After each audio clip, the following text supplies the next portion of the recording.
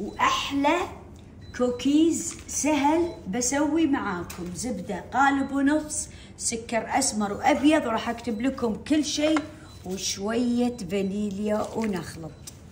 تخلطون لين يصير القوام كريمي. بيضتين يكونون باردين. بيكنج صودا. تضيفون الطحين على الخليط، شوي من هذا الكاكاو شوفوا، وشوي من هذا. خلطنا نوعين من الكاكاو. تخلطون كذي الريحة، لا أقول أنا بإيدي أسوي وأحطه بالثلاجة وبعدين أحطه بالفرن.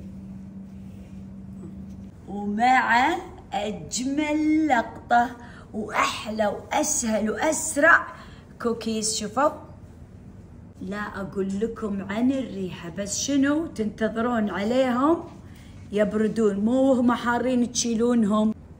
وأحلى كوكيز وأسهل كوكيز. شوفوا، وهذا الشكل النهائي.